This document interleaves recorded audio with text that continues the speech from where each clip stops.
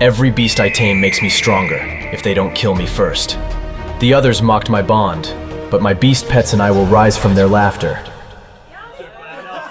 Ugh, you got ash on my coat, you little coal runt. A massive bully hurled me across the concrete like a rag doll. Laughter erupted from the crowd of wealthy students closing in around me. Edgar flicked the ash from my clothes back at my face. How'd you get the money to pay for this initiation? Don't you know the injection can kill unworthy peasants like you? Today was the day of my divine injection.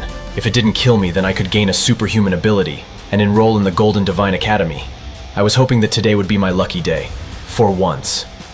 Then I noticed that my prized letter had fallen out of my pocket. No!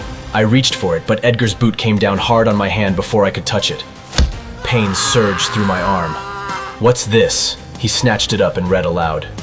Good luck, Karl. Don't worry about the money. I poured the rest of my savings into your divine injection because I believe in you. Do it for your Lila and me. Love, Mum.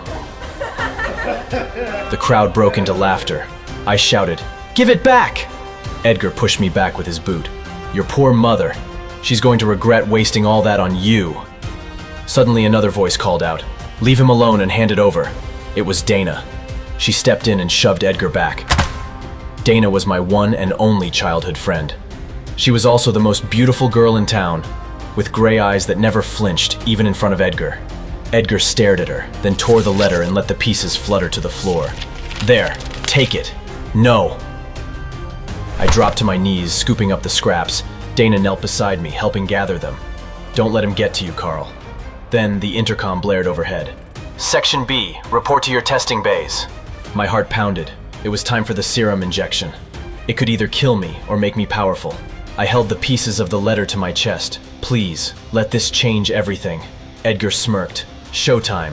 Ash wipe. In line, I watched the students in front of me exit their injection rooms, one by one. Dana went in, then stepped out a minute later. Her eyes glowed faintly, and a silver moon-shaped mark gleamed on her chest. She was awakened, as a mage. Congratulations, you're going to the Golden Divine Academy. An official handed her a folder as she walked past. I grinned and pumped my fist for her. Then someone shoved me hard from behind. It was Edgar, and he had changed too. He now had a warrior's mark on his chest. I'm going to the Golden Divine Academy, loser. Where are you going after this? Back to the mines? Maybe to the morgue? I didn't respond, because I was next. The door sealed behind me with a hiss. A tall official in a white coat motioned me over without looking up from his digital pad. Sit, left arm out. I lowered myself onto the cold med bed and rolled my sleeve up. This was it. Everything my mother had scraped together, everything left of our family name. My one chance to escape my life of poverty in the mines. The official tapped the syringe. Deep breath, please. I closed my eyes. Please. I don't care what power I get. Just let me pass. The cold sting of the needle plunged in. Then a sharp burn shot up my arm. For a heartbeat, nothing happened. And then... the lights flickered. Machinery around the room began to spark. Outside, the birds shrieked in ragged unison. The official's pen froze mid-mark. What the... Ah! Pain detonated in my chest. My breath ripped out of me as something seared through my bloodstream, crawling up toward my shoulder. I gasped and looked down. On my arm, a large, jagged, three-clawed mark I'd never seen before was carved deep into my skin, raw and glowing, blazing so intensely it painted the whole room in crimson light. The official staggered back into a tray of instruments, as gasps rippled across the room. I've never seen that mark before. What is that? Suddenly, the jagged scar on my arm blazed brighter and flared outward, forming the shape of an enormous beast's claw. A spectral aura hanging above me like a predator ready to strike. Panic rose in my throat. What is this? Am I going to die? He tapped frantically at his pad, trying to make sense of the readings, while the assistants slowly backed away, one of them edging toward the door. Class, unknown. Power, unknown. Then he froze. When he looked up, his face had gone pale, as if he'd seen a ghost. There's no way. I took a step toward him. No way. What? But before he could answer, the beast-shaped aura shimmered, its massive claws crashing down, engulfing me in a surge of blinding red light. No! Suddenly the walls melted away, and I was in the wilderness, jagged trees stabbing at the sky. From the shadows, shapes emerged, A silver-furred deer with a scorpion's tail, a giant spider crackling with lightning, a white wolf with 9 flaming tails. The beasts all bowed to me. What the hell? Why were they bowing? If this was some kind of dream, it felt incredibly real. Then a huge shadow fell over me. Vast wings, something huge flying overhead with an epic screech. I looked up to see what it was, but then I jolted upright to the loud rattle of a train. "Karl!" Dana's face snapped into focus beside me. I looked around in confusion to see everyone staring at the jagged red claw mark on my arm. It blazed like molten metal, flooding the cabin with light. They gasped. "What is that mark?" I yanked my sleeve down, but before I could say anything, "Attention students!" The train car fell quiet. At the front, a woman in a military coat stepped inside. Her name tag read, Sergeant Rita. "Congratulations on passing your divine injection and being accepted into the Golden Divine Academy. We will arrive shortly." Accepted? So, this was real. My head still throbbed from the vision. What did it mean? What was my power? I suggest you begin training immediately. You'll find resources specific to your unique abilities in your assigned cars. To my left, a boy flexed his hand and sparks snapped between his fingers. To my right, a girl floated a coin above her palm. Meanwhile, all I had was a throbbing headache and a bizarre claw mark. Then, Sergeant Rita's gaze cut into me. "If you have yet to manifest your abilities, make sure you do so before we reach the gates. You'll need them to survive your first trial. Now find your individual cabin cars and get started." Near the front, I spotted the bully Edgar whispering to Sergeant Rita, pointing to me. Rita's gaze locked on me. Edgar sneered, clearly determined to make this day hell for me from start to finish. "Hey Karl, are you okay?"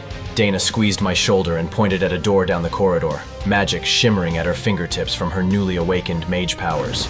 "You're supposed to go there. Good luck." I still had no idea what my power was. As I walked down the hall, absently scratching at the mark on my arm, my mind drifted back to the vision. Those creatures, that flaming-tailed wolf. All I knew was that the vision had felt real, like I was seeing the future. Suddenly, a strange voice echoed in my head. "Pet skills not available." Whoa, what? Who was that? "You must record a pet." Record a what now? Was this part of my power? Was I magical veterinarian? Before I could think, a snack cart rolled into me. The attendant, a kind-faced woman with a warm smile, steadied the cart. "Snacks, sir?" "Oh, no, My stomach growled loud enough for both of us to hear. "Sure." Then she immediately handed me an egg the size of a football, like she'd been planning to all along. I blinked, just staring at it. "Enjoy." Then she wheeled away before I could ask anything. I stared at the bizarre egg in my hands. What kind of snack was this? More importantly, what kind of gigantic animal did this come from? I tucked my new egg snack under my arm and opened the door to my private car and looked around, looking for the resources Rita mentioned.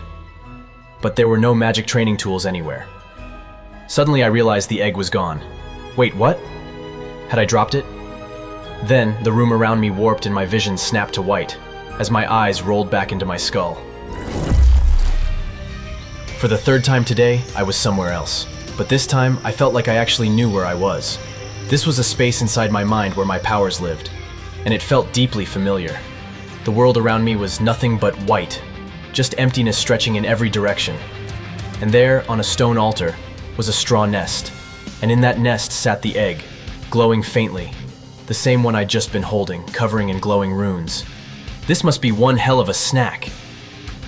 Then the voice returned, calm and mechanical. "Suitable pet target found." What? Suddenly the egg trembled, then cracked open. I felt myself lose balance.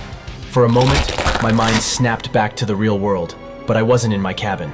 I was in the train's kitchen, bumping into a cook. What the hell? Had I just transwalked here without realizing it? Sorry about that. Don't worry, kid. You must be really hungry. Let me get you some meat. Suddenly, my vision snapped violently back into my mind. In front of me sat the cracked egg, and beside it, a small bird chirped softly. What in the world? "Beast space activated, Windspeed Hawk pet added." My eyes widened. Wait, what? Is this my power? This isn't a Windspeed Hawk, this is just a hatchling. Windspeed Hawks were birds with a 7-foot wingspan, capable of creating tornadoes. This little bird was cute, yes, but it was no Windspeed Hawk. The smell of cooked meat brought me out of beast space and back to the real world. "Here you go. The cook extended a plate, which I ravenously snatched out of his hand without thinking. Within seconds, I was devouring all of the meat like I had never eaten anything before. It was like my body had been possessed by a hungry animal, or rather, a hungry bird. When I regained control of my body, I had pieces of meat all over my face. I looked at the cook, bowed, and promptly scurried out. I gotta get back to Dana. She'll know what this beast space thing is. Then the voice inside my head pinged through again. Beast space activated. Supervision activated. Supervision. I blinked, and my vision changed forever.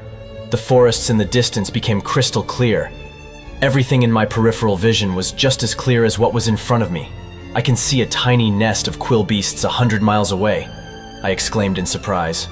It was incredible, and the world was so much more vivid now, with colors I hadn't seen before.